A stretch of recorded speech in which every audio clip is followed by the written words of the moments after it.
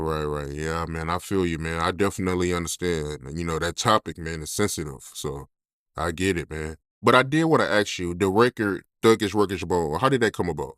Oh, well, Thuggish Ruggish Bone, that was probably like our first day in the studio with Easy E. We went to the studio and he had this girl, Shatasha Williams, was in the studio. And I guess she was auditioning for Easy E. You know what I mean? But me, I heard her singing. I'm like, boom. And then we was working on this song called Thuggish Ruggish Bone that we didn't have a hook to. So I was like, it's the Thuggish Ruggish Bone. And she just took off singing that shit. You know what I mean? So it was that simple. Studio session, Easy E conducting a some type he looking at talent, for lack of better words. He's looking at the talent, she's singing for him, and I blurt out the Thuggish Ruggish Bone, and she put the melody with it. You know what I mean? Learned our names and did our names at the end, and that was that. Shout out to Shatasha too, because I wish she would have did a whole lot more after that, because that voice was powerful, still running to this day. Yeah, I heard that y'all was outside smoking and y'all heard her singing, and that's how y'all found out that she could sing. Yeah, we was outside back in the parking lot, and we was blowing, and she was singing for Easy E, and that's how that took place. You know what I'm saying? But Thuggish Ruggish Bone was already in my mind.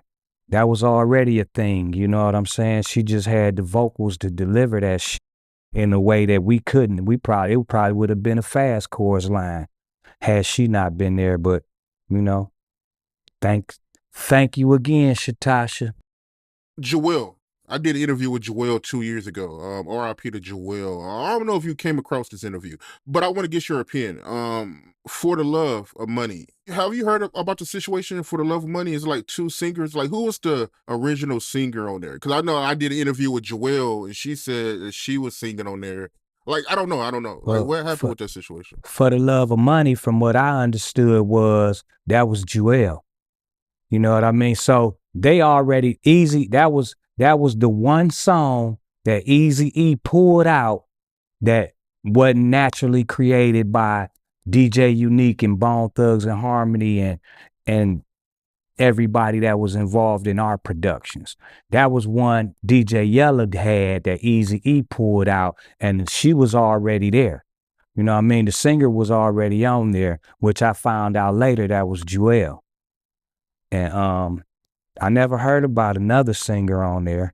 And but that song was already prepped and ready. All we had to do was put our verses on there. And that record really stuck because Easy E finally wrote his own verse.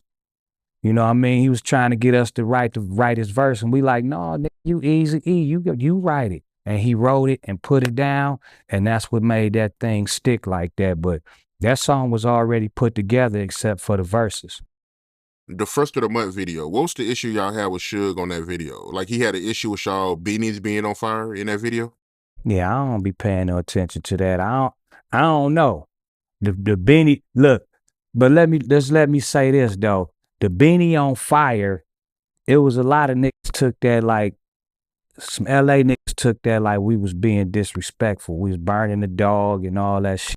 But that was just a poor ass job of effects. Cause we put the hats on, it was supposed to look like our afros was on fire. And when we got the video back, that's how that shit came back. So whoever had a feeling about that, that was so remedial, so goddamn misdemeanor to me that I'm like, I never really paid attention to that shit. Yeah, man. And I know I was looking at a, Crazy Bone interview, right? And he told a story about how, a Death Row affiliate told him that Suge Knight was willing to pay anybody 10K to run up on stage when y'all was performing. You heard anything about that? Oh, that's highly probable though. I mean, you know what I mean? You want something to handle. This nigga got all these millions. Like, hey man, if you just run up on stage, I'll give you 10,000. But as we see, it didn't happen. So that's all. That's the end of that story.